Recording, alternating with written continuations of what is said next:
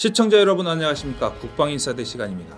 오늘 다뤄볼 주제는 대한민국의 폴란드 2차 계약 전망입니다. 그동안 지지부진했던 폴란드와의 2차 계약에 대해 K39 천무의 추가 도입 기사들이 나오면서 많은 사람들이 벌써부터 축배를 들기 바쁩니다. 쏟아지는 기사와 보도자료를 봐도 온통 긍정적인 내용들로만 가득한 상황입니다. 일부 언론의 기사만 놓고 보면 마치 폴란드와의 2차 계약이 전부 성공할 것처럼 샴페인을 터뜨리고 있어요. 하지만 미국을 비롯한 외신에선 조금 다른 시선으로 한국과 폴란드의 방산계약 소식을 바라보고 있는데요. 그래서 오늘은 한국의 천무 추가 수출과 함께 현재 남아있는 폴란드와의 2차 방산계약에 대해 심도 깊게 이야기해 보겠습니다. 전 세계의 군사장비와 방산 뉴스를 다루는 미국의 디펜스 뉴스가 지난 4월 25일 폴란드, 한국과 미국의 미사일 장비에 29억 달러 지출이란 제목의 기사를 보도하였습니다. 먼저 기사 내용을 빠르게 살펴보겠습니다. 폴란드 국방부는 한국의 하나에어로스페이스로부터 K39 천무 72대를 약 16억 달러, 하나로 2조 2천억 원에 구매하는 계약을 체결했다고 합니다. 이번 계약은 파베우 베이다 국방차관이 이끄는 폴란드 대표단의 한국 공식 방문 중에 체결되었다고 하며 16억 달러의 계약 규모를 하나로 계산하면 약 2조 2천억 원이 넘는 수준입니다. 그러면서 이번 계약은 이전 폴란드 정부와 계약한 한국의 무기 납품에 대한 금전적 조건을 두고 한국과 폴란드가 열띤 협상을 벌이는 가운데서 나온 것이라는 기사에 언급되어 있습니다. 지난해 12월 취임한 도널드 투스코 총리 내각은 FA-50, K9, K2, K39 천무의 구매에 관한 다수의 주요 거래를 승계받았으며 전 정부가 한국과 기본계약을 체결했지만 자금 조달은 여전히 현지 내각이 확보해야 한다는 점을 덧붙였는데요. 천무에 대한 소식은 여기까지고 이 뒤로는 폴란드가 미국으로부터 사거리 연장형 첨단 대레이더 유도미사일을 구매할 것이라며 약 12억 7,500만 달러, 하나로 약 1조 7천억 원의 가치가 있을 것이라고 함께 언급되어 있습니다. 우리는 이 기사에서 크게 세 가지 부분에 대해 주목을 해야 합니다. 첫 번째는 지난해 12월에 취임한 도널드 투스코 총리 내각이 이전 정권으로부터 무기 구매에 대한 다수의 주요 거래를 승계받았다는 점. 두 번째는 도입하는 무기들에 대한 자금 조달은 현직 중도 내각의 확보가 필요하다는 점. 세 번째는 폴란드에서 미국으로부터 새로운 미사일 도입에 추가 지출을 시도한다는 점입니다. 지금 한국 언론들에서는 이러한 내용들 없이 72대 수출에 따라 2조 원대의 경제적 이익을 얻었다는 내용들만 강조하고 있습니다. 하지만 우리는 이 세 가지 지점을 살펴보면서 보다 명확하게 폴란드와의 K39 천무 수출을 살펴볼 필요가 있습니다. 먼저 첫 번째로 도널드 투스코 총리 내각이 이전 정권으로부터 무기 거래를 승계받았다는 점에 대해 살펴보겠습니다.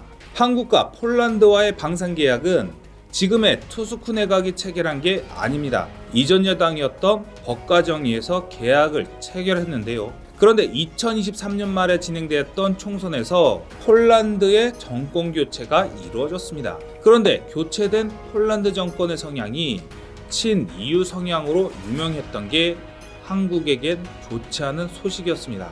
도널드 투스크는 전 정권이 민족주의 성향이 강했던 것을 비판하면서 EU의 관계 개선을 강조해왔습니다. 도널드 투스크 총리뿐만 아니라 새 여당에서는 EU와의 관계 개선을 위해 EU 국가들의 무기를 더 많이 구매하겠다는 입장을 표명하기도 했었는데요. 이러다 보니 폴란드의 국방 관계자들도 한국과 방산 계약에 대해 재검토해야 될 것은 재검토하겠다는 발언을 덧붙였습니다. 자연스럽게 폴란드가 2차 계약을 제대로 진행하지 않을 수 있다는 부정적인 추측들이 많이 나오게 된 건데요. 폴란드는 2016년에도 정권 교체와 함께 프랑스로부터 헬기 도입 사업을 취소한 바 있어서 단순한 우려로 그칠 문제가 아니었습니다. 게다가 한국은 이미 정치, 외교적인 이유로 방산 시장에서 아쉬운 결과를 받은 적이 있습니다. 노르웨이의 차기 전차 도입 경쟁에 한국의 K2 전차가 뛰어들었다가 독일에 밀려 고배를 마셨는데요. 노르웨이 측에서도 한국의 K2 전차의 성능을 인정을 했습니다. 하지만 독일이 노르웨이로부터 많은 양의 천연가스를 수입하는 상황이라 노르웨이는 독일의 경제 협력을 위해 최종적으로 독일제 전차를 선택했습니다. 이처럼 정치 외교적인 이유로 방산 무기의 도입이 결정되는 경우는 결코 적지 않습니다. 폴란드의 현 야당이 계속해서 친EU 성향으로 정책 기조를 유지한다면 언제든 EU의 무기를 위해 한국과의 계약을 조정할 수 있다는 것인데요. 그럼에도 불구하고 이번 계약을 통해 추가적으로 한국산 무기를 도입한 이유가 있습니다. 그것은 바로 유지 보수의 효율성 때문입니다.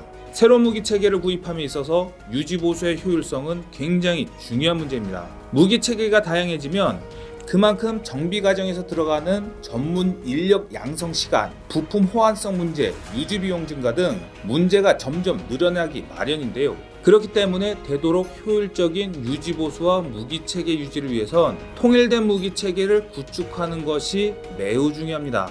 폴란드 입장에서도 이미 구매한 한국산 무기 체계를 계속 선택하는 것이 무기 체계 관리의 효율성을 높이는 방법인데 결국 친EU 성향과 별개로 이번에도 한국산 천물을 도입했다고 볼 수 있습니다. 지금의 폴란드 여당이 집권한 이후 한국과 처음으로 대규모 방산 계약을 체결했다는 점은 분명 긍정적인 소식이라 할 수 있는데요. 앞으로 남은 2차 계약 물량에 대해서도 폴란드 정부의 긍정적인 반응을 이끌어낼 수 있는 전환점이 될 것입니다. 그리고 여전히 남아있는 전차와 자주포 등의 무기 체계도 일원화의 효율성을 강조하면서 한국산 무기를 도입하는 방향으로 계속 이어나가야 합니다. 두 번째로 살펴볼 요소가 바로 폴란드의 현재 내각이 자금을 확보해야 한다는 점입니다. 이것과 밀접하게 연관된 문제가 바로 한국의 수은법 개정인데요. 디펜스 뉴스는 이미 2월에도 이 문제를 지적한 적이 있습니다. 2월 9일에 게시된 기사를 같이 한번 살펴보겠습니다. 폴란드와 한국은 고가의 무기 자금 조달을 두고 논쟁을 벌이고 있다라는 제목으로 올라온 기사인데요. 폴란드의 새 정부가 이전 내각이 주도한 한국산 무기 획득을 계속할지 여부를 고심하는 가운데 폴란드의 국방장관 부아디스와프는 한국의 추가 무기 인도에 대한 재정적 조건이 폴란드에 불리하다고 비난을 했습니다. 그러면서 폴란드 무기 구매에 공동자금을 지원하거나 신용을 제공하기 위해 부분적으로 제시한 제안은 받아들일 수 없으며 그것은 너무 약해서 실행이 불가능하다고 덧붙였습니다. 해당 기사는 한국수출입은행에 대한 이야기도 함께 다루고 있는데요. 한국수출입은행은 지난해 폴란드와 잇따른 주요 무기 거래로 인해 대출 한도에 거의 도달했다면서 폴란드의 미결 구매를 충당할 수 있는 추가 대출을 제공하려면 한국 국회에서 관련 법안을 개정해야 한다고 지적했습니다. 이 관련 법안이라 지칭한 것이 바로 수은법 개정입니다. 이게 왜 중요하냐면 국가 간의 무기를 거래할 때 수입 국가에서 한 번에 모든 금액을 지불하는 경우는 많지 않습니다. 계약 규모에 따라 우선 수출 국가 측에서 수입 국가에게 일부 금액을 대출 형식으로 지원해주고 그 돈을 활용해서 무기 구입을 유도하는 경우가 많기 때문인데요. 일부에서는 왜 우리가 돈을 지원해줘서 상대 국가에게 무기를 판매하는지 이해를 잘 못하는 경우가 많습니다. 이러한 지원 정책은 한국만 하는 게 아니라 미국도 무기 수출을 위해 적극적으로 사용하는 방식입니다. 미국도 다양한 방법으로 방산 수출을 지원하고 있으며 대표적으로 대외 군사 판매와 외국 군사 금융 프로그램이 있는데요. FMS는 미국의 군수업체가 아니라 미국 정부가 직접 타국 정부와 무기 거래를 하는 방식입니다. 수입국의 복잡한 계약 절차를 간소화하고 무기의 판매뿐만 아니라 유지, 보수와 부품 공급 등 종합적인 지원을 제공하는데 미 정부가 계약을 주도하게 되니 방산 계약에 있어서 양국의 신뢰를 높일 수 있고 민간 기업들이 보장하기 어려운 정책 지원이 가능합니다. 여기에 FMF를 통해서 무기를 수입하는 국가들이 자금을 확보할 수 있도록 대출이나 보조금 형식으로 금전적인 지원을 병행하고 있습니다. 방위산업이라는 것이 단순히 양국의 민간 기업들만의 수출입 문제가 아니라 천문학적인 금액의 예산이 투입되기 때문에 이런 식으로 정부 차원에서 지원 정책을 마련하는 것입니다. 그래서 우리도 미국과 유사한 방식의 금융 지원을 통해 방산 무기의 수출 증대를 지원하고 있는 건 좋은데, 문제는 1차에서만 17조 원 규모의 무기를 도입하려 하다 보니 한국에서 폴란드에 지원해 줄 수 있는 한도를 거의 다 써버린 겁니다. 한국 수출은행법에 따르면 한 곳에 대해서는 최대 40%를 넘지 못하게 되어 있고요. 한 국가에만 지원을 몰빵해버리면 다른 사업에 지원할 자본금이 없어지기 때문에, 그래서 폴란드에 줄 수 있는 금액은 거의 다 해준 상황인데, 폴란드가 2차 계획에선 더 많은 금융 지원을 바라고 있다는 게 문제인 겁니다. 일단은 올해 2월 29일을 기준으로 수은법 개정이 통과는 되었습니다. 법정 자본금을 15조에서 25조 원으로 확대를 시켜 늘어난 자본금 규모만큼 폴란드에 추가적인 지원을 해줄 수 있는 상황입니다. 하지만 대부분의 한국 언론들은 지금 무조건 수은법이 개정만 되면 모든 게 다 해결되는 것처럼 기사를 내놓고 있는 게 문제라는 것입니다.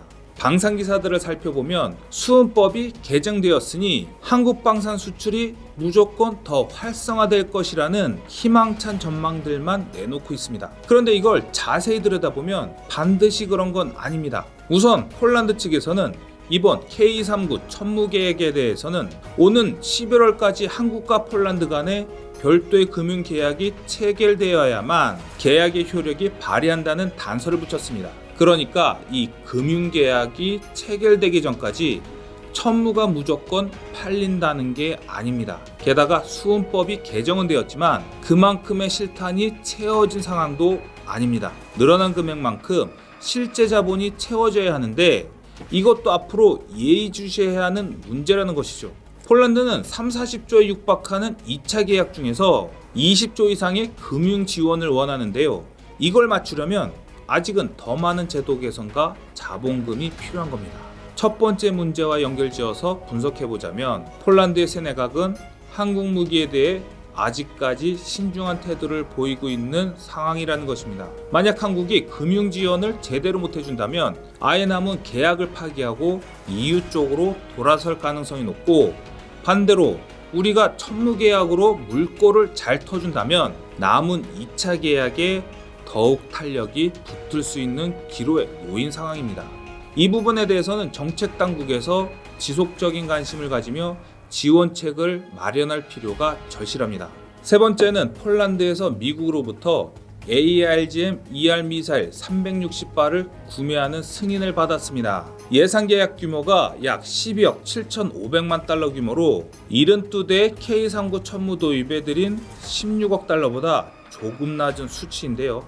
AIRGM-ER은 적의 레이더를 추적해 파괴하는 AGM-88 함의 성능 개량 버전입니다. 공대지 미사일이기 때문에 전투기 등에 탑재한 후 지상의 레이더 시설을 타격할 수 있는 무기입니다. 그런데 폴란드의 이런 무기 도입이 한국의 2차 계약에 굉장히 큰 영향을 줄 수 있습니다.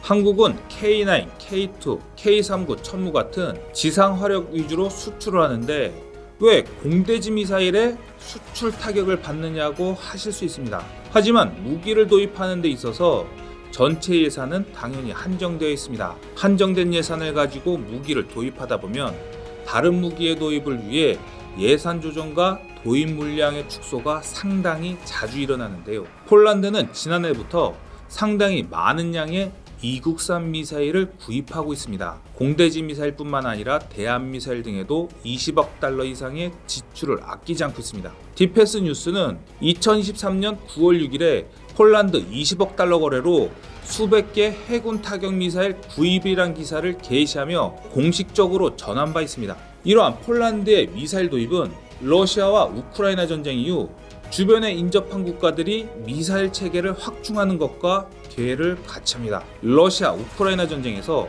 각종 미사일들이 해상과 지상의 표적을 상대로 효과적인 성과를 거두자 발트 3국을 비롯한 다른 주변 국가들 역시 러시아의 군사적 팽창에 대비하기 위해 각종 미사일 도입을 서두르고 있습니다. 폴란드도 한국으로부터 K2와 K9과 같은 지상 전력을 확충하는 것과 별개로 미사일 전력 역시 지속적으로 보강하고 있는 것인데요. 폴란드가 미국을 상대로 미사일 도입 규모를 지속적으로 늘린다면 이에 따라 다른 무기의 도입 수량과 예산을 조절할 가능성이 높다는 것이죠. 한국에서 폴란드를 만족시킬 금융이 원활하게 이루어지지 않는다면 폴란드는 예산을 핑계로 남은 계약을 조정할 수 있는 것입니다. 그렇기 때문에 우리도 폴란드의 다른 무기 도입에 지속적인 관심을 기울일 필요가 있는 상황입니다. 폴란드에서 K39 천무의 2차 물량에 대한 계약을 체결하면서 다시 한번 대한민국의 방산무기를 선택했다는 것은 분명 반가운 소식입니다. 그리고 앞으로 남은 2차 계약 진행에 대한 기대감이 다시 올라간 것도 사실입니다. 하지만 살펴본 것과 같이 아직 완전히 계약이 마무리된 게 아니란 것이죠. 이건 정확하게 인지해야 하는 상황입니다. 11월까지 별도의 금융계약이 마무리가 되어야만 계약의 효력이 발생하기 때문에 남은 기간 동안 한국수출입은행에 법정 자본금을 신속하게 증대시켜야 합니다. 또한 미국처럼 정부 주도로 계약을 관리하고 계약 절차의 간소화, 유지, 보수 등 사후 지원 정책을 지원해주는 적극적인 역할이 필요한데요. 그래서 디펜스 뉴스와 같은 전문지에서 대한민국과 폴란드의 2차 계획에 관심을 보이는 것도 이러한 맥락 때문입니다. 오늘은 폴란드의 한국산 무기 추가 도입과 함께 본격적으로 2차 물량에 대한 계약 소식과 향후 전망에 대해 많은 이야기를 나눠봤습니다. 세계 방산 시장 4위에 도전하고 있는 대한민국의 폴란드 시장은 매우 중요합니다. 폴란드와의 남은 계약과 유럽 방산 시장 진출이 잘 마무리되기를 기대해 보겠습니다. 오늘의 북방인사이드는 여기까지입니다.